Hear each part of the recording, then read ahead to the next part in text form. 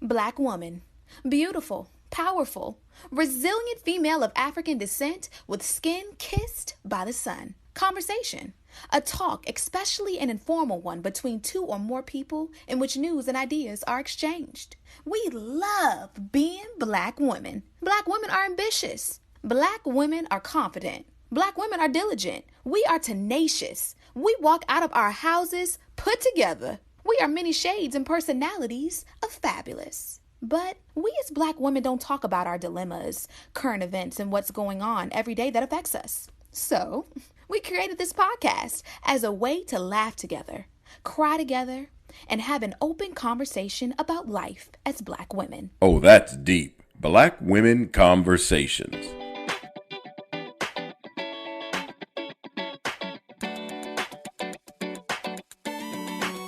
Hey, Nicole. Hey, Janine. How's your week been? Oh, Lord, it's been an eventful week, but you know what? I made it. My mom was gone the whole week. She went to our hometown of Dorito, Louisiana. She had to sing with her singing group. So she has a gospel singing group. So I think it's like 5 or 6 of them that sing at like different churches for revivals and things like that. So she went back to do a week of practice and then sing for this event this past Saturday. So she was gone the whole week. So we had no Grand Elisa. We had Harrison. We had me remoting from home. And then James had Morris Brown's first homecoming since the reset, right? So it was just a busy, busy week. And I am just drained. But, listen, without some excitement, then your life would be completely boring. So I cannot complain. And I'm just excited that I made it through the entire week. How about your week, Janine?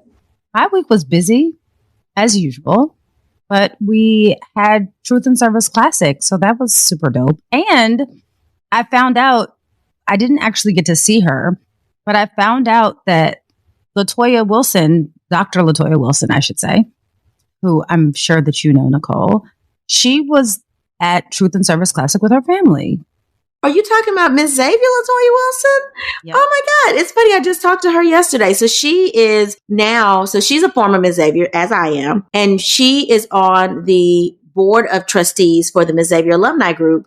I stepped down as chairman after I decided to take this job in Marietta because I'm now going to be division director, which would require a lot more of my time. But she is the person that took over my position as chair of the board of trustees for the Miss Xavier Alumni Queens. So yeah, good people, great people. Yeah. So I didn't even know that she was there, but then I saw her post and I'm like, oh my goodness, so sorry that I missed you. But yeah, there were a bunch of people there yesterday. It was great fun. Our friend Carl Payne was there.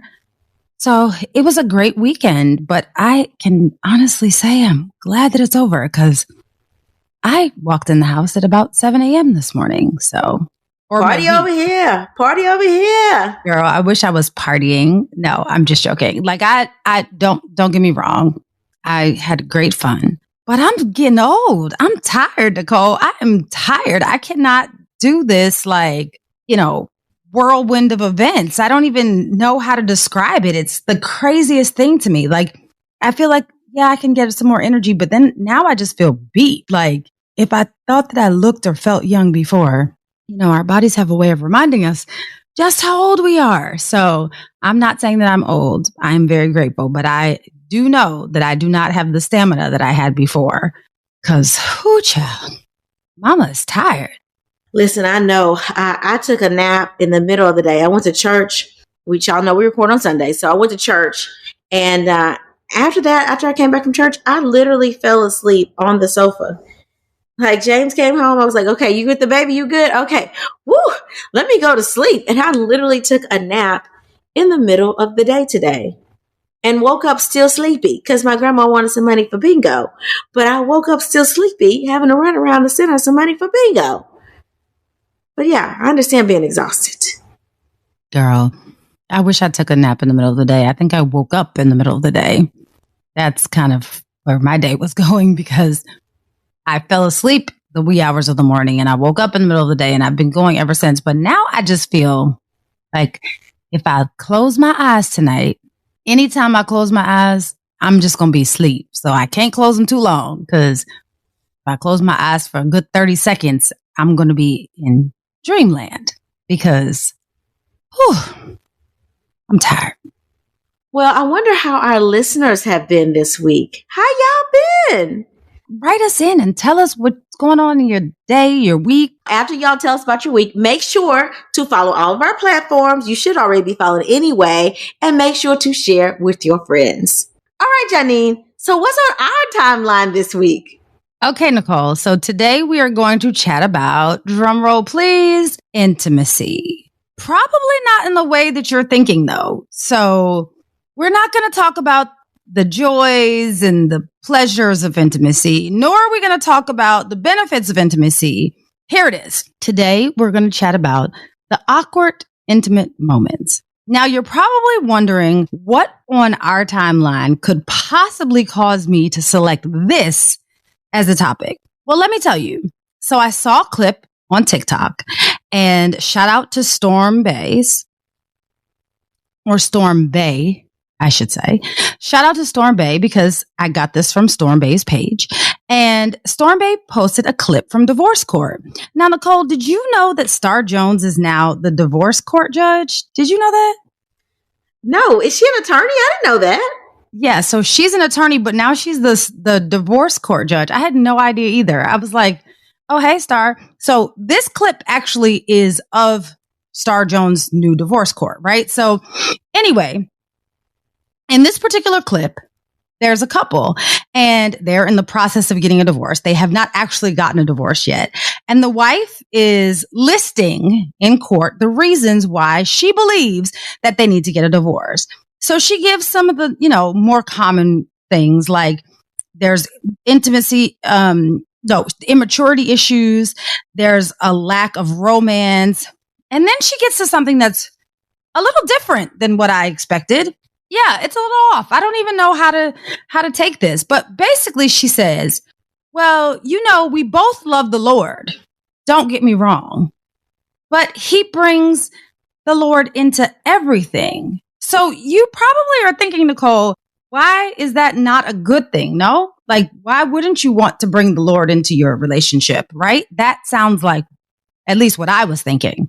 Didn't really seem like a reason for divorce to me.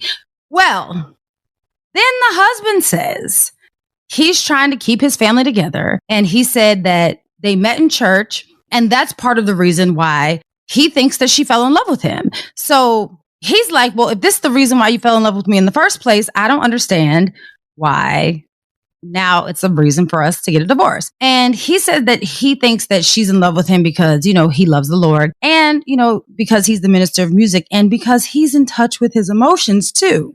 Still, you're probably wondering, what does any of this have to do with intimacy? Here's where things get super weird, awkward, if you will. The husband goes on to tell this story. And the story goes something like this. He says, well, they were in the bed one time and they were being intimate. And she claimed that she didn't like the music that he was playing. And so he goes on to say that the music that she didn't like was the Mississippi Mass Choir, Your Grace and Mercy. He said that the reason why he played that. Now, for everyone that's listening, if you don't know what the Mississippi Mass Choir, Your Grace and Mercy, first of all, it's a slow, kind of melancholy song, right? And it's very much a choir song, very much a church choir song that he was playing while they were being intimate. Okay, but I digress. So he's playing this, and then he said that she, was getting excited in church. He felt it was a good song to play while they were being intimate. I mean, I'm not quite sure how she feels in church relates to how she feels in bed, but I don't know. Maybe there's something that I'm missing. So then he goes on to say, he figures that because she gets emotional in church, he should incorporate some of the elements from church in their bedroom. But then she said that she didn't like the song. So as opposed to him changing the kind of song or the genre of song, he just shifts to another gospel song. And he changes the song to The Lord is Blessing Me. Again, not sure how these are good sex soundtracks, but maybe it's me. But then the husband had the nerve to say that he was a little upset because she rolled over and started posting on Facebook essentially thwarting his plans for intimacy. Now, Nicole, I know that there can be some like really awkward and sometimes even embarrassing moments during intimacy. I get it. But this is the first that I've ever heard of this kind of infusion of like gospel music into your intimate moments with your spouse. And I know that they say that you're supposed to keep God in every part of your marriage, but I'm not exactly sure if this is what was meant when they said that. What do you think, Nicole? So when you sent me the clip, I thought to myself, why are they even bringing this up in divorce court? Like, why does it even matter what they're playing? Now, I will agree with her. It's sort of awkward. You can't really get in the mood when you have like gospel music playing in the background. Like I understand that the reason that you are married and have sex is because it's right in the eyes of the Lord, right? You're being fruitful, and that is what you are supposed to do when you are married. But, we don't have to really have Jesus on the main line in the bedroom. So I'm a little confused about why he thought that was right to do. But I'm even more confused about why they brought that up in court. That is not grounds for a divorce, right? It's an awkward sexual moment, but it's not grounds for divorce. That's some stuff that you should be able to talk through and say, hey, babe, next time, can you leave the gospel music in church? And I understand that I got emotional during church when I heard gospel music, but I don't want to feel like that when I'm about to ride. Okay. I want to, put some other type of music. Let's make our own playlist and move on from there. But let's not bring that up. And also, let's not, if we decide to get a divorce or end anything, let's not air out our dirty laundry like that in public. Like, why do we have to let the judge know that was one of the things I didn't like? Because that's not cheating. That's not infidelity. That's not against, any laws. So why is it relevant? I'm confused. I agree, Nicole. First of all, it's mad strange. I'm sorry. I'm sure there are people who probably do have very intimate moments to gospel music, but it just is a mindset to me. And the mindset that I'm in when I'm listening to gospel music is not as Nicole put it, the writing mindset. So let's just keep the two separate. I'm not saying that the Lord can't be in your relationship and your intimacy. I'm just saying in that manner, it's a little weird. That's a no for me. Just for me. Y'all can do what you want. For me, that's going to be a big no. But I did actually think about something in this, Nicole. So, the screen and books and everything, they give us this like fairy tale, picture perfect, like choreographed, in sync intimacy sequence all the time, right? Like they give it to us like it's just going to flow so smoothly. And then there's this beautiful soundtrack in the background. And that's not actually reality. And that's something that you realize when you get to be an adult. That's one of those tricks that they gave us, right? Like they wanted us to feel like adulting was going to be cool. And really you just get bills and weird things that you weren't expecting. And this is one of them. Weird intimate moments is like, it's not going to be nicely choreographed, right? Like there are going to be some awkward moments. There's some stops and starts. There's some bumps and bruises, depending on, how kinky y'all get. It's interesting, right? And then, Nicole, I was just talking about how I'm not as young as I used to be. I actually wasn't referring to this, but it actually applies here. So as you get older, you start getting things like cramps, like, hey, I got a Charlie horse. You got to give me a couple of seconds. Like that feels weird. Those are the kind of things that you have to deal with as you get older. And those are also the things that they don't really tell you about. Nicole, did you feel like things were going to be like perfectly in sync, like a Disney movie? Not literally Disney, because that's I feel like that's a little weird to correlate intimacy with Disney, but like a movie. It was just going to be like awesome. And everything was just going to go so smoothly. And there are going to never be any glitches in the matrix, right? But that's not reality. Did you feel like you got duped, Nicole, or was it just me? Girl, duped.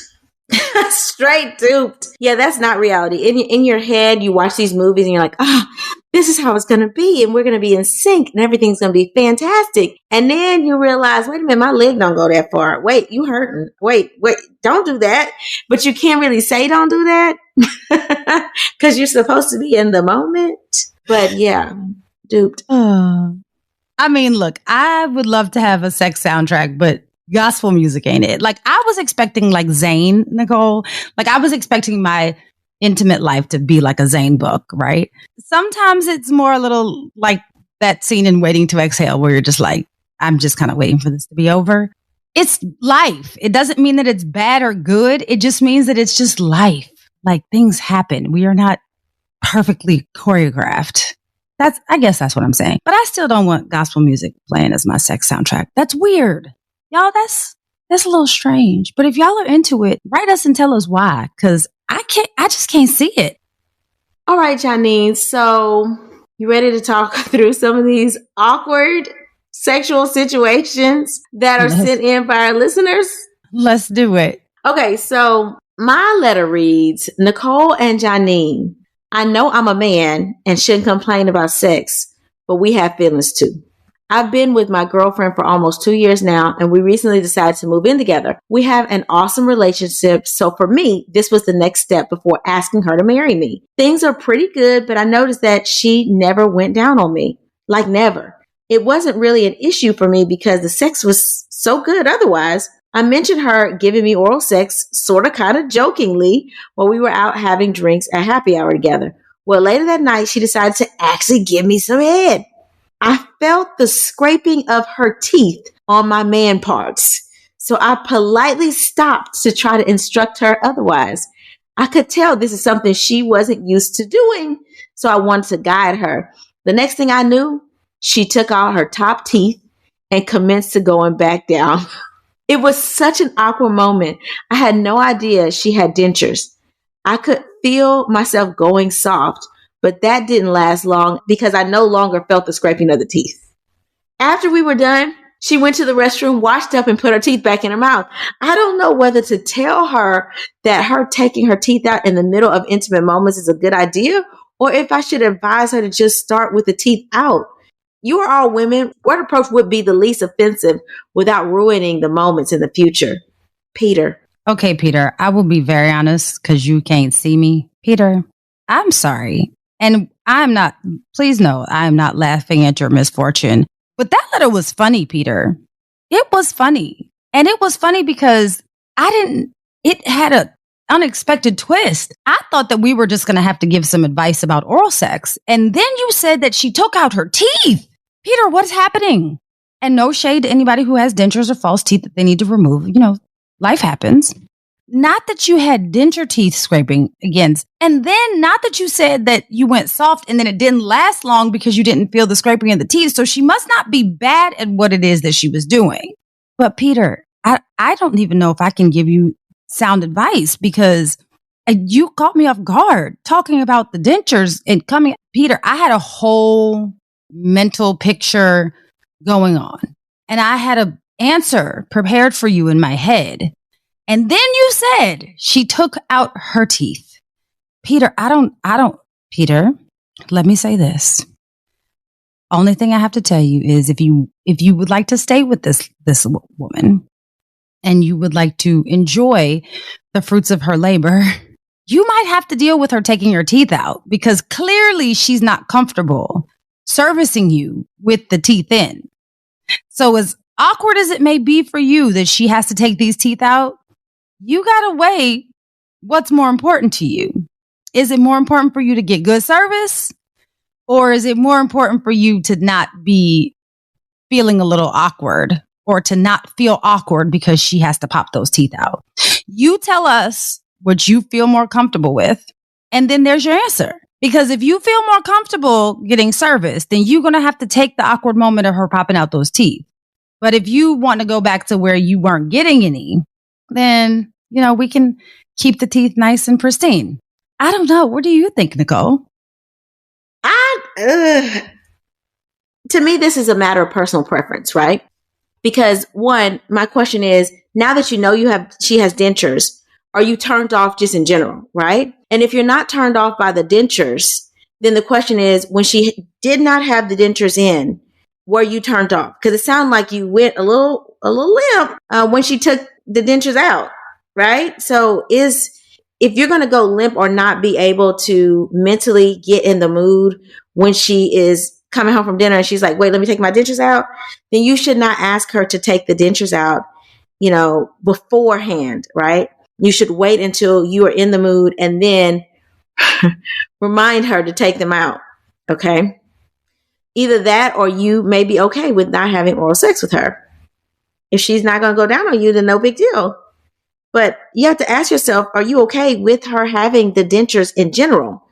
And if you are okay with that, there are going to be periods of time that you see her without dentures, i.e. in the morning. Sometimes you got to let dentures soak to clean them and things like that. So you have to live with the fact that you are going to be dating or married to a woman that has dentures. And eventually, if you're accepting of that, you probably will get used to it. Hell, you probably pop the dentures out for her. Eventually, I think it's just new right now. I think you should just take time to go with the flow and just see what feels comfortable at the moment. But now that you know, hey, you're okay with her oral sex with the dentures out, then now if you want to have oral sex or you want her to give you oral sex, then you need to make sure she remembers to take the dentures out. That's what I would say. I wouldn't address it as a conversation. I would just, go with the flow, live in the moment, enjoy each other. And if oral sex is something that you want or something that she's going to do, politely remind her, babe, don't forget to take out the dentures. I don't want to damage your dentures. Girl, you done flipped this back on her. I don't want to damage your dentures. Girl, you know good and well them dentures were not getting damaged. She was raking his man parts. Raking. You hear what I tell you? Well, I still stand firm with my opinion. I would not have a conversation. I will go with the flow. You'll get used to seeing her without dentures and it will be more of a normal conversation. Think about it. People that's been married for a long time, or even together for a long time, not even married for a long time, eventually the things that annoy you you're going to address them, right? Like, get off of me. Get off of me. You sweating on me. Get off me. Or, hey, go get a towel. So those things will naturally come as you get more of a connection together, as you get used to not having sex with this person in your home, as you get used to seeing the dishes in the cup on the counter beside, the sink. Okay. You will say, girl, don't forget your dentures or take your dentures out, so I just go with the flow. Just don't put too much pressure on this. I'm with it. Okay, we have another letter. This one says, hey ladies, love you both. Thank you for keeping it real. I'm writing in to share an embarrassing story about something that happened to me recently. So, my husband and I were doing our thing because we're grown and that's what we do. And we still use condoms because it says #no-kids. Well, this particular day, the condom had a mind of its own. At some point, the condom came off. I guess my husband didn't realize it because he didn't miss a stroke. Well, apparently, the condom came off inside of me, and my husband continued to pack it inside of me deeper and deeper. Well, that's not even the most embarrassing part. It was so deep inside of me that I couldn't reach it, and my husband had to use a flashlight to help me. It wasn't easy, and it took several tries before he was even able to locate it and grab it. Once he was able to locate it and grab it, he started to pull. He pulled little by little so it wouldn't break. Unfortunately, while my husband was observing and carefully pulling to remove the condom, I was farting. It seemed that with every pull, I farted again. I felt so bad, but I couldn't help it. Why did this happen? And how can I prevent this from happening again? Signed, Sheena. I would say that there may not have been proper condom application there. Okay. So when you put on a condom, there's supposed to be lubrication inside of the condom. Then you pinch leave an inch and roll. Okay. And then you put lubrication on the outside of the condom. All right. So I know some people like, I don't use lubrication because I'm naturally wet. Okay. But if you're using a condom, you really need lubrication. And if you have way too much lube, okay, or you get dry in the moment because you haven't used lube, then the condom can come off. Okay. That is the importance of lubrication. All right. So you got dry. The condom, you gripped the sidewalls and then came off. Is probably what happened. And you probably lost the condom inside of you. He continued to thrust. So that's how the condom got pushed further and further back. Okay. Cause y'all didn't stop when you lost the condom. That's how it got pushed back. We know. All right.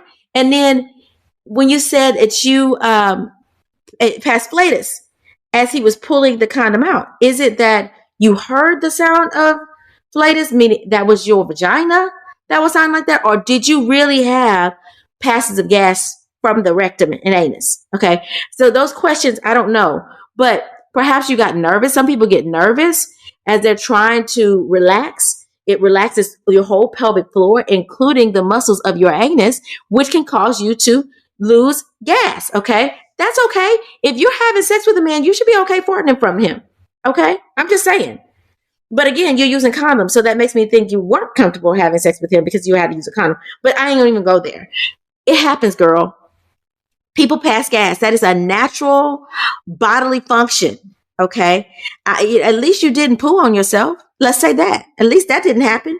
And if it is probably the sound of flatus is what you're talking about, which is probably air in the vagina that you probably were hearing and not actually from the rectum. But obviously I don't have enough details to decipher that. But that happens because you got air. Okay. That's natural. Isn't that called queefing, Nicole? Yes, it is. If there's air in the vagina and if he's having to put flashlights and tweezers and things to pull that out, girl, your vagina wide open. That's why you hear that sound. I was thinking the same thing, but I'm glad that you had to go first on this one because I'm not the expert in this area. Nicole is the vagina expert, okay? But hey, girl, I hear that you don't want to have no kids, but so that we don't do this again, because you asked us, why did this happen? Nicole just gave you why it happened, right? But if you don't want it to happen again, how about we let the condoms go, girl? You said no kids. So hashtag no kids. I'm right there with you. Know that Janine is team no kids right with you, girl. We are in solidarity. But Janine doesn't use condoms because Janine's only sleeping with one person. And this is your husband. I think that's what you said. Yes, you said your husband. So if you don't think that your husband is sleeping with anyone else, and you think that he's safe and not putting you at any risk for any STIs or STDs, then let the condoms go, girl. Get you on some good birth control. Get you a good IUD. Get you a good something, because it seems like, as Nicole said, it seems like operator error here is going on with these condoms. And we don't want flashlights and tweezers up our vagina unnecessarily. So let's let the condoms go, girl. Okay?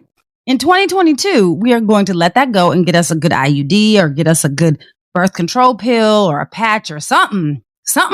Get over to your favorite OBGYN. Go to Pregnancy Pearls. I'm sure there's an episode about that. Tells you what kind of birth control you can use so that you can let these condoms go, girl. And isn't that expensive? What you buying, the super heavy duty pack at Sam's Club? That's what's happening? Because, girl, condoms be expensive. What we out here doing? Okay, Nicole. All right, Johnny. So what did you learn new this week? Okay, so I actually looked up some common awkward intimacy instances, right?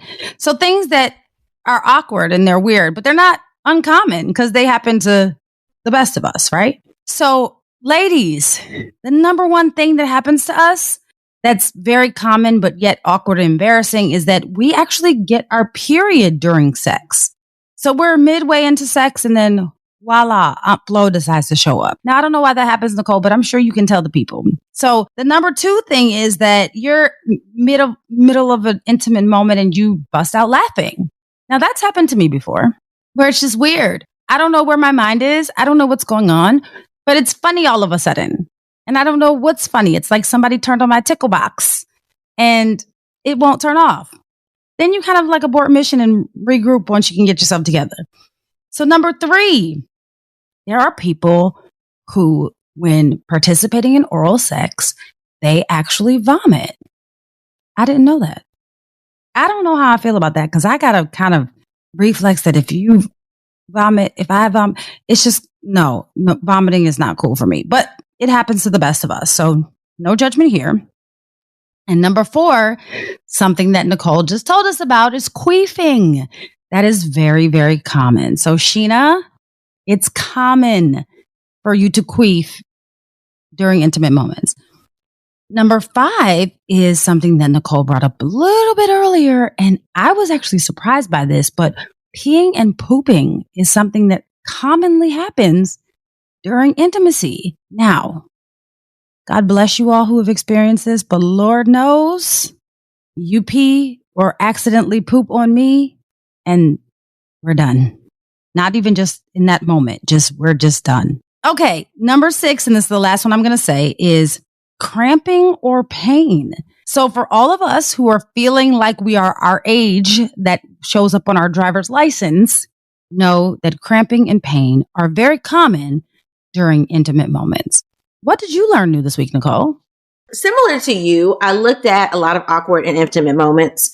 And according to a survey of basically 1,000 Europeans and Americans, 99% of people have had those awkward sexual moments. And the top issue for sex with people, not necessarily awkward moment, is lack of coordination. Y'all, they can't get the stroke right. Okay. There's no movement rhythm together. That was the number one issue with sex.